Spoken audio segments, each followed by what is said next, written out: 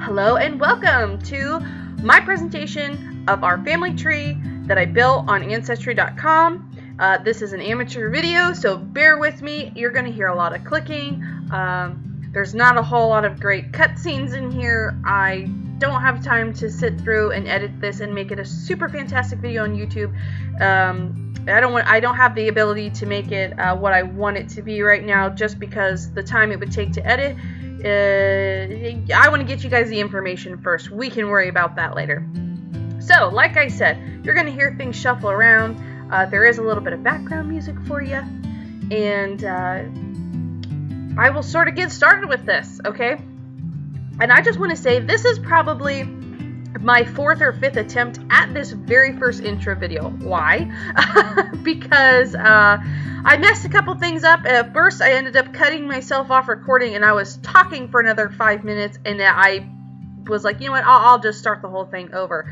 And the first time I did it, it was incredibly way too long. Nobody has the patience to watch a video that long, I don't think.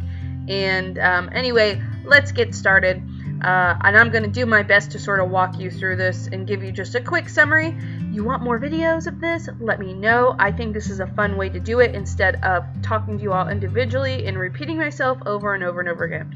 If you think it would be a good idea, and you think everybody can get a schedule down, I can probably do a live stream of this and get you that information. But I know schedules are hard, so that's why I made this one first. I think the live stream would be a fun, interactive way, because I'd love to see everybody's reactions. So without further ado, let's get started. I'm going to show you the tree. So here's the tree, and I'm going to take it back just a second because I am a little unprepared. I was trying to be more prepared earlier, but at this point, let's just record it and get it out of the way.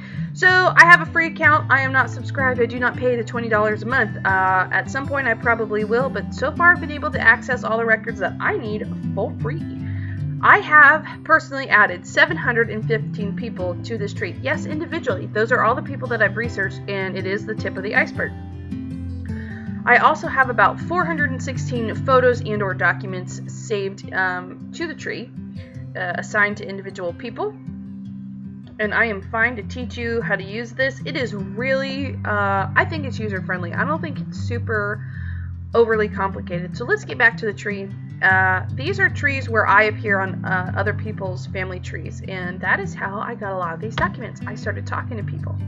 I made this account about 10 years ago, and I was searching for other family members. I was trying to get us a family tree started. I wanted to know who I was. Back then, there wasn't quite as much information online, or it wasn't as easily accessible, and social media had just started. So now that that's taken off, there's a lot of stuff that's readily available, and Ancestry.com does have some licenses for documents provided by government institutions in the public sector. And most of the time you need a subscription account to view them, unless you want to go do your own footwork and talk to different counties and offices. It is a pain in the butt. I have done it for a couple people because I wanted documents, and it would be nice to just be able to click and stuff like that, but you know, I'm cheap. I don't want to pay $20 a month. So without further ado, let's go ahead and get started. If you don't have an Ancestry family tree, I can teach you how to use one. I don't really feel like I need to go over too much. I just want to give you the basics. First of all, if you want to see this tree the way that I see it, you need to tell me what your email is, and I will send you an invitation. I will share the tree with you, and you can come over, check it out. And if you would like to give photos or stories or any other kind of information to any person or individual or the family, let me know. I will change your admin settings to contributors, so that way you can put in things as well, and we'll just make sure it's all super accurate. Another thing is, I will tell you now, the reason why I'm sharing the tree like this is because unless I give you permissions, and even in some instances it doesn't work, Ancestry has a policy that if somebody is marked as living on the family tree, you will probably not see all or any of their information. Just a privacy issue, and it just sort of covers, I guess, their basis. But anyway, that's why I'm sharing this tree with you. I am allowed to share tidbits and pieces. I am not allowed to share mass amounts of documents and photos, but you have just as much access to them as I do. I'm just not supposed to publish them in like a super online video manner type thing, and ain't nobody got time for that. So anyway, let's get started. We're looking at my tree in the pedigree view. If you go to the tree view, which I'll change that quickly, it gets real confusing real quick. It'll show you about 5 generations of people. If the people occur in the same line, that means that they are from the same generation, so to speak. And all that means is that these people were all born in the same generational time frame. These people were all born. Aunts, uncles, great aunts and uncles. If you see a photo of yourself on here, most likely it's tied to Facebook. If it's not your Facebook profile picture and you don't like the picture that was assigned to your, I guess, profile on my tree, let me know. I will change it. Let's get back to the pedigree view because that is the most effective. You will get lost in the other tree. If you do get lost, there is a button here to click home. It will bring you directly to my face, so that way you can sort of find your way out again. Anything from under Francis really is my mom's side, the maternal tree. We're not talking about that today. We want to know about us. So these arrows will sort of show you again 3 to 5 generations back. So let's move on. I'm just going to show you the tree as a whole, and if you want to know about people individually, let me know. I have some really fun facts. There are notable people and famous people. You're gonna really love to hear who we're related to. And I do want to say before I pull the tree up the rest of the way, I want to do an ancestry DNA test at some point in the near future. Upon talking to some experts who have dabbled in this much more than me, in order to get a DNA match, and a lot of these people in this tree are DNA matched by other people. We have documented proof. This is not just a bunch of made-up stuff that we kind of mashed together. This is I have cross-checked most of this, and it is as accurate as it can be, unless somebody sees something that they don't believe is accurate and they want to give me their input on it. I will certainly change it if it's something that I think we can agree on based on evidence. I don't know what I was saying before. I already forgot about it. Anyway, this information is as accurate as possible, and I want to kind of show you guys as far back as it goes. I have some other family members who were sort of working on giving me some earlier information than what we have. So here we have me and my parents and my grandparents on this side, and my great-grandparents and my great-great-grandparents. If there's a photo, I try to put it up there with their face. If not, it's usually a headstone photo if I can find their headstone photo on a separate website. So I'm going to go ahead and click on Conley real quick. I'm going to show you, because you're going to be in here exploring, and I don't want to give a whole tutorial. You guys can figure it out. You're going to be presented with this. Name, birth, death. You're not going to see the hints. All the hints are, this is only if you have your own tree, will tell you how much of your accurate information is displayed on other people's tree. Conley is part of 8 other people on Ancestry.com. That means that this information is so correct or so much the same as other people have that it's kind of sort of somewhat confirmed as being the same person. So he appears on 8 other people's trees. So that's a lot of information. There's galleries, and there is an individual media gallery if you come to my tree, and you can peruse through documents and photos and headstones and little stories about people and that sort of thing. If you have any problem or you want copies of something, just let me know. All of this is provided public, and I can save it, and I have saved most of it. And in the timeline, you'll see birth of children, marriages, divorces, significant events, and I don't have all of it in there, but I tried to get a significant amount to sort of have something for you guys to play around with. So let's move on. So Conley's parents, this was a big kink in the tree. This is why it took me, I've been at this about a month now, and like I said, it has taken over my life. And I have actually had to police my own time on here just because I was up all night. It's like a treasure hunt, and you just uncover a new leaf, and there's whole other family of people, and just you keep digging and digging, which is part of the reason why I had found some family members who were able to so graciously help me straighten out a couple branches on here, because I was like, what is even going on? So, Pleasant. What a unique name. That is my great-grandfather. My great-great-grandfather.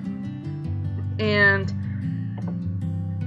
I'm going to show you the next branch of the tree. Whoop. We're now in the 1800s section. We were living in America at this time. And we're going to go back a little bit more.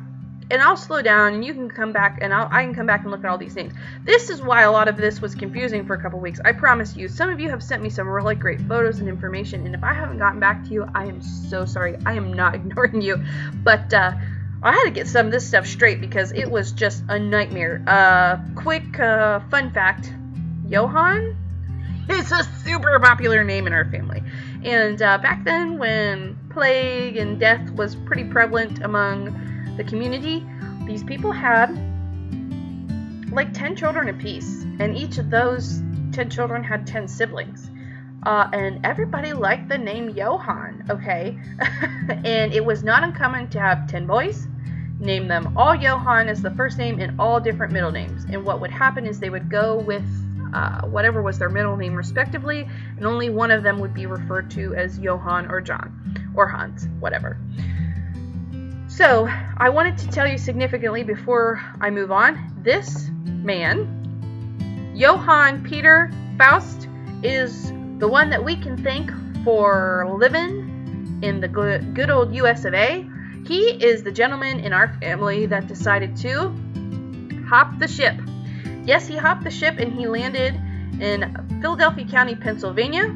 He boarded the ship with I do believe his brother and one cousin, and they set off for the New World, landed, found them some wives, had them some kids, and we just sort of infected America from that point on.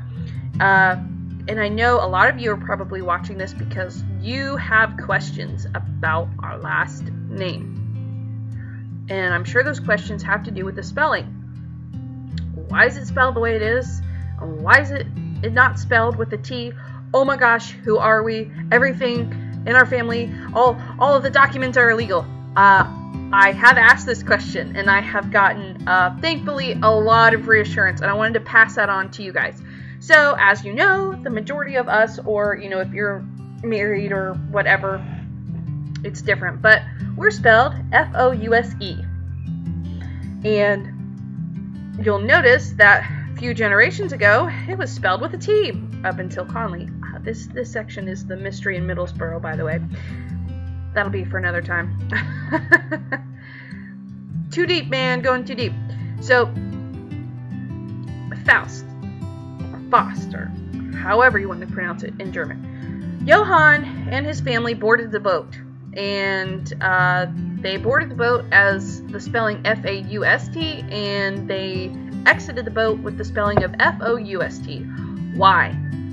The easy answer is literacy wasn't super duper important back then, and it was actually a big luxury to have. And a lot of times they could not care less if you spelled their last name correctly. It was how it sounded phonetically. So when Johann and company got onto the ship to come to the New World, obviously they're boarding a German ship with Germans. Germans pretty much know how to spell other German, they know German spelling. So when he said, my last name is Faust, and who is in your company, who's boarding the boat, they spelled it this way. When they exited the boat, you have to think, how many people were coming to, Ellis Island and immigrating? There are ships coming in every day, and that trip is, I think it's 8 or 12 weeks, and that's a long time, and a lot of times people and all of the family members didn't make it.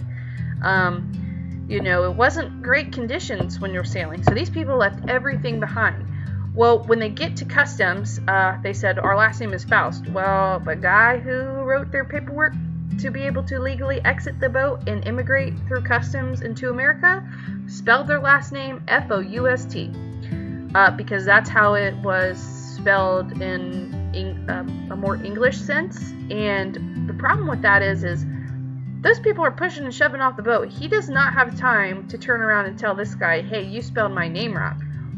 You're going to get trampled. They left that boat and they went to customs. Custom hands them their official, you're now, not a United States citizen, but now you are, a citizen of this place, whatever it's worth, because we did come before the signing of the Declaration of Independence. We were here in early 1700s, by the way, so we've been here a minute, and those papers are your official documents. If you wanted to change that, Johann and Company would have had to board another boat for 2 or 3 months back to Germany just for the chance to try it. It's a headache. It wasn't worth the trouble, basically. So that's why it is documented that in the German paperwork they boarded as AU, and when they exited in future United States of America, they're spelled FOU. That's just how it is. And Connolly, back in the early 1900s, decided to have some sort of a name change then. But like I said, I will cover that later. It's going too deep. Let's move on. Because I know a lot of you don't have patience to sit here and listen to me talk. I don't like to listen to me talk either, which is why I'm not even going to rewatch this probably, other than to just check the audio. I'm not going to listen to myself talk. It drives me crazy. So let's move on to where I have stopped. This is a good stopping place because this is where I stopped. This is my 14th great-grandfather, and if you want the calculation as to how they're related to you, let me know. I will figure it out for you, and I'll give you the information. Wendelin, born in Germany, and as far as we know, his wife and he had one son, which I think that there are probably more siblings. It's just not super well documented, and people are still digging. And I have some family who said, hey, collaborate with me. I have information back to the 1300s, because right now we're stopping at about 1500. And I do have some fun stories, like I said, and I want to tell you now, be proud to know that in your direct male descendant line, they fought in the 30-Year War in Europe, and I do believe that's part of why we left. There's a lot of destruction going on, and I'd have to check my dates and times. Some of you history buffs are probably yelling at me right now going, I don't think you know what you're talking about. But we did have people who fought, and we had people who left. And once we hit America, we have documents of everyone in the male line at some point, somebody served in every war that has been on American soil, and mostly off American soil. So that means we did fight in the Revolutionary War. We fought in the War of 1812. Haha, we fought in the Civil War on both sides, the South and the North. And then we have also fought in, World War I, World War II, Vietnam, Korea, and obviously we do know that we have some living family members who served in some of the Middle Eastern wars like Afghanistan and things like that. So I thought that was very interesting, and we will cover more in depth later. I want to wrap this up. It's getting too long. I don't want to, make this a boring thing for you folks, and all we know is that's just Faust right now. Two quick things. We did have some family who were in the witch trials. And like I said, I do have more notable individuals, but I want to share those. I want to sort of have this as an Easter egg for the next time.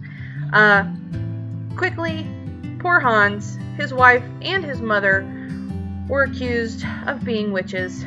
Yes, this is the time frame, sort of the witch trials that were happening. And quickly to tell you, Elizabeth, her charges were dropped. She got off scot-free. I don't want to say she came out unscathed because she was tortured severely, but she lived to see another day. Margaret, not so lucky. She ended up having an old injury to her eye that made her either lose the eye or blind in that eye. And the church was kind of up in arms. Anything different, now the ordinary, was straight up witchcraft. They didn't care. They were just witch trials left and right. So Margaret lost that sight in her eye when she was a teenager from a piece of a hot lantern. They charged her with witchcraft. They said that, she was dabbling in that. And there is a tragic story because, and this is sort of the censorship notice for those with a squeamish stomach, because I'm about to tell you. Her court case cost like 36 cents. She was tried, and they said she was lying. They tortured her. She wouldn't admit to being the witch because she probably wasn't. I don't know, but she probably wasn't. And they ended up, cringe, cutting out her tongue. And they threw her in the Witch's Tower dungeon in the Budingen Castle in Germany. And there, tragically, Margaret probably laid in a lot of pain and ended up taking her own life by hanging herself in the dungeon. And it is a sad story, but it is part of our history. And there are a lot of other stories that I want to share with you as I find them. And I think earlier when I said I couldn't remember what I was talking about, it might have had something to do with the Ancestry DNA test. And I just want to tell you, I'm going to hit the home person here and see if I can't, I guess I'll have to scroll back down. The deal is from talking to other people who are a little bit more versed in dealing with this genealogy, is the testing. And there are a bunch of different tests. And when you test, you get a serial code. I personally want to do the test. But they said that if it is possible to maybe, it would be better in order to detect the male line, it's better to test a male. But I won't get into the specifics. So if anybody in the direct line of Connolly want to give up some DNA at some point, I believe they test saliva.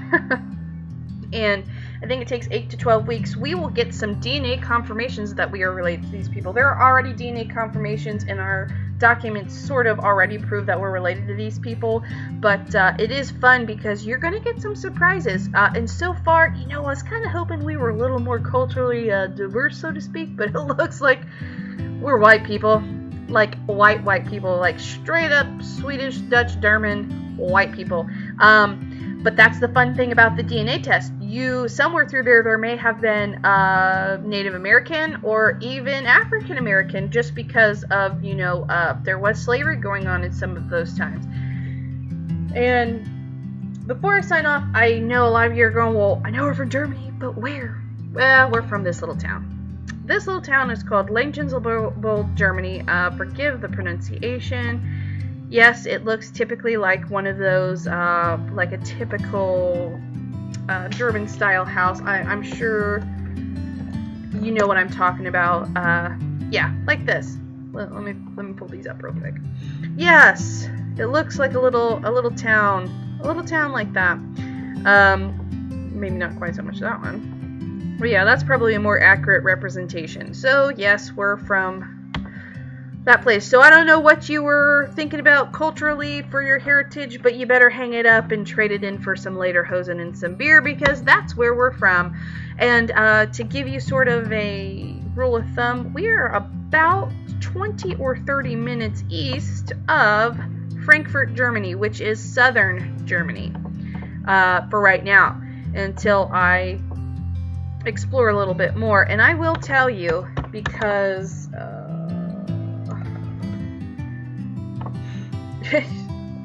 sorry for the pause in my thought there.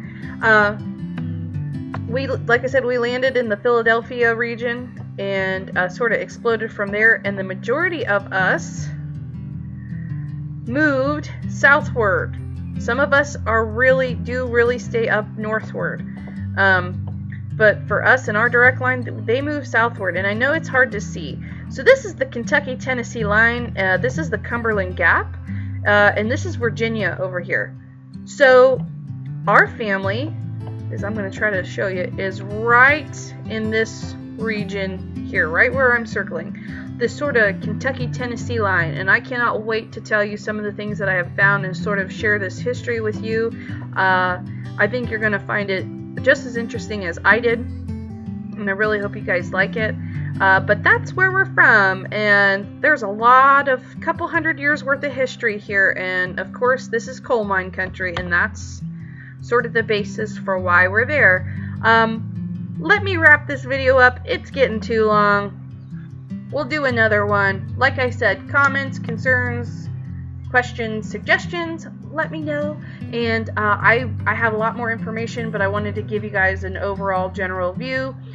Let's wrap this up. I will see you guys in the next one, and I look forward to hearing your opinions. And I'm so sorry you had to listen to my voice for all this. And I'll try to make another one here soon. Alright, see ya. Bye.